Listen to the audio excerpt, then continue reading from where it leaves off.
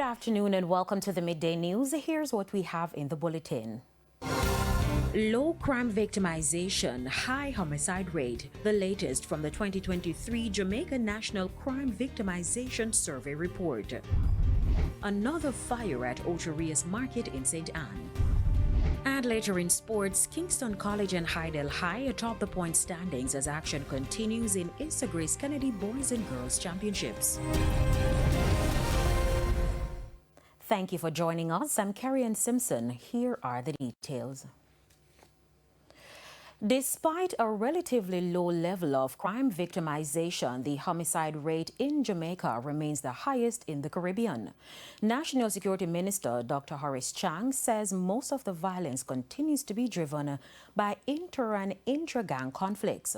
Dr. Chang was speaking at the launch of the 2023 Jamaica National Crime Victimization Survey report a short while ago. We don't have to name them, but when you examine personal violence, housebreaking, which are issues of victimization, some of the safest communities for the population we have the highest level of homicide. And it doesn't take much to think of them, really, and the population in those years, but will feel quite safe at home. What is also true in those communities that you don't have many strangers moving into them. Once the community is established, the gangs evolve, they fight with each other, but they protect the community to some extent. And it's an issue that we have to deal with. Dr. Chang says Jamaica remains focused on addressing gang activity and the dismantling of these groups, as this is the key to achieving success in the fight against crime. We focus on the gangs, both on a curative and a preventive measure. In other words, if we seek to disrupt the gangs, we can have significant success in impacting homicide and violence, while at the same time, if we move aggressively on the social intervention program within the institutions to look at diverting the young males from entering gangs, we will have the medium-term impact that you want. And this essentially has been the approach of the ministry over the last 10 years. To a TVJ News follow-up, two police constables who were arrested on Tuesday have been officially charged for breaches of the Corruption and Prevention Act and misconduct in a public place. Constables Georgina Hunter and Ruel Masters are attached to the St. Anne Police Division. According to reports, the constables were on traffic duty in Discovery Bay, St. Anne when they stopped a motorist who committed a traffic violation. The officers solicited monies from the driver who promised to return with the cash. He, however, reported the matter to the police high command who set up a sting operation, and the constables were nabbed. Now, TVJ News understands that they may face further charges for another offense committed the same day. A court date is being finalized. Regulate them, the call from the local authority in St. Catherine, particularly for street food vendors, which is said to be an exploding business in that parish. Krista Campbell has that story. For that reason, myself, my CEO, and a few members of the team from Bloomberg that we're working safety closely on the other, and the St. Catherine Parish capital, Spanish Town, caught in the middle. Councillors in St. Catherine shared concerns at this month's Public Health and Sanitation Committee meeting. They want proper regulation of the growing number of food establishments, especially in the parish capital. Chairman Sidney Rose asked for special attention on street food vendors. Every single day a food establishment opens within the parish. Every single day you see someone on the street selling soup, corn, whatever. And, you know, it's very risky because we don't know what some of these people are selling. We would have seen where animals which we do not consume in Jamaica are being slaughtered. And we want to ensure that what we are consuming for food is healthy and is done in a healthy environment as well. And with the Public Health Department ordering several establishments closed each month for failing to meet certain food safety standards, Councillor for the Brayton Division in Portmore, Anthony Wint, wants the same scrutiny for street food vendors. I would want to see it extended to those persons who jerk men on the road and those persons who serving food to the public. Yes. That the same effort is put into dealing with these people, because I'm sure a lot of them do have food and glass permit either. And for our own safety, it would be good if that group be dealt with the same amount of energy that is put into dialogues. The chairman went a step further. For them to have sanitizers, whether running water with a little hand soap and stuff like that, because, you know, oftentimes they might go to relieve themselves. And, you know, you have not seen anything prepared for them to clean their hands and wipe their hands. He also wants increased monitoring of persons involved in the preparation and sale of food. I want to suggest to the government that they do a merger with the food infestation and storage division of the Ministry of Industry and Commerce, because they have a lot of staff there.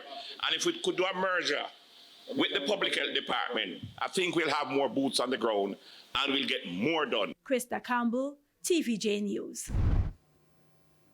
Over in St. James, there are renewed concerns about vending in Sam Sharp Square.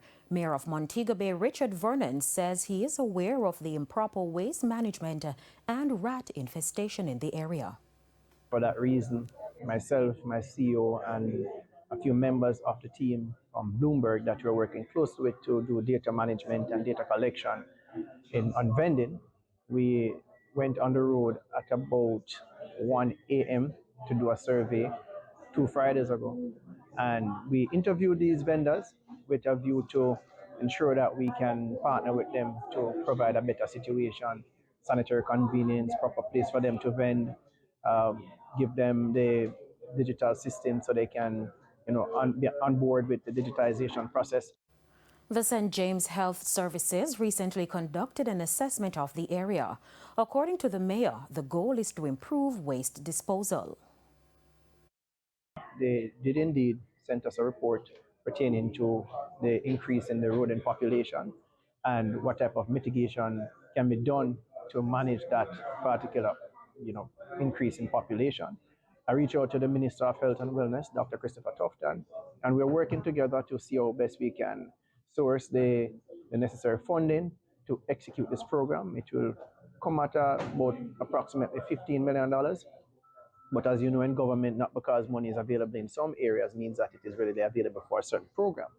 So we have to find funding to deal with that particular program, and that is what we are doing now. Another fire has struck the Ocho Rios market in St. Anne. This has resulted in hundreds of thousands of dollars in losses as vendors and business owners face significant setbacks. Details in this report. Almost 2 weeks after fire ravaged a section of the Ocho Rios market, panic after smoke was seen coming from the roof of one of the stalls. A vendor quickly rushed to take control, seemingly unbothered by the threat of the illegal electrical connections above his head. As that unfolded, Mayor of St. Anne's Bay Michael Belnavis and a team from the Municipal Corporation again visited the scene of the March 16 fire. He explained that the area is to be cleared, which is the first step towards bringing a sense of normalcy to the facility. So we've asked JPS to be very vigilant in the area and see how is it that they can keep coming and disconnecting these wires and putting in whatever Remy box you can that will solve that problem. Fact is that most of the lighting that goes through here invariably gets blown whenever there is an issue when the wires are put up. So it's something that we're working with and something that we are trying to eliminate, so we'd have a recurrence. 11 stalls were destroyed in the fire. Vendors who sold mostly produce and clothes lost everything. As the days and weeks go by, they haven't been able to earn. And with no clear timeline for when the area will be restored, they are worried. When I came down, the entire area there was blazing. A lot of areas around to the side and to the back was blazing. There was the firemen present and, they were working. They did a wonderful job. But when I came here, my shop was on fire. So you must can imagine how my heart just open up my throat because, this is my livelihood. $430,000, man. How much? $430,000. When me hear say the shop get on fire. I said, Jesus Christ, me tell him, run galang what you go say for the boss. I tell him, run galang what you buy him catch on the shot flat, everything burn out. So you lost that money in the yes, fire? Man, yeah. And I lost so many things. I had to replace so many juice and chips and snacks and stuff that was just in the fire because of the heat. The building became like a little pot. So it was covered and then inside everything was boiling. The Minister of Local Government, Desmond McKenzie, has committed to assisting the vendors to get back on their feet. It's time for a break. Stay with us. More local stories when we return.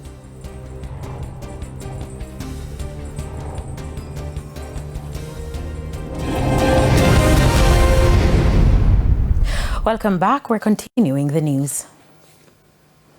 Residents of Bamboo River in St. Thomas are calling on their political representative to intervene in several long-standing issues they've been facing for the past 4 years. A threat to life and property, and a health crisis waiting to happen. That's how residents of Bamboo River and St. Thomas have described their situation. The challenge that we are having, this gully don't clean for a while now. From Popcorn come here and clean it, nobody look at it back. The gully having stagnant water, whole heap of garbage, debris come down in the gully, not cleaning for over 3 years now. The gully don't clean. Rosemary Shaw is councillor for the Morant Bay Division. If you notice, the wall was erected a couple of years ago and it has stopped. The wall needs extension. There also needs to be a comprehensive drainage program along with maintenance. But the drain is not the only issue. Even the bridge that you drive on to come up, it a broke down and nobody looking. It's a one way in, one way out. And it break away from about 2 to 3 years now. I've been complaining about it. The fire department complaining about the bridge. And we get nothing done to it. They're calling on their political representatives to intervene. We put the issues to Member of Parliament for Eastern St. Thomas, Dr. Michelle Charles. I am aware of the situation of the broken bridge right there in Bamboo River. The parish manager, Mr. Cuff, was there last week to evaluate the situation, take pictures and measure it. It is a matter of urgency, and I expect the NWA to move assiduously on either repairing that bridge or replacing that bridge. Antonia Atkinson, TVJ News. It's now time for the Business Minute. The Bank of Jamaica's Monetary Policy Committee has voted to maintain the policy rate at 6% per annum, signaling confidence in Jamaica's inflation outlook. The decision comes as uncertainty grows around economic policies in Jamaica's key trading partners. At its March 25 and 26 meeting, the committee also decided to lower the interest rate on its standing liquidity facility from 8 to 7% effective March 28. Further afield, some U.S. trade partners say they plan to retaliate if President Donald Trump follows through with new auto tariffs. The 25% duties on vehicles assembled outside the U.S. are set to start April 3rd. Tariffs on imported parts are scheduled to begin May 3rd. Canada's Prime Minister says his country will respond forcefully. The Mexican president says she'll wait until next week to react. Germany's economy minister says, quote, "We will not back down." And Japan's Prime Minister says all options are on the table regarding the tariffs. And that's it for the Business Minute. Time now for the top regional and international stories. In the region, U.S. Secretary of State Marco Rubio concluded his visit to Caribbean nations, outlining a new foreign policy focused on strengthening partnerships with CARICOM countries. He emphasized the importance of stability, security, and prosperity in the region, and reiterated the U.S. commitment to supporting self-sustainability through foreign aid. Rubio criticized China's involvement in Caribbean infrastructure projects, highlighting concerns about over-budgeting, low-quality work, and security risks.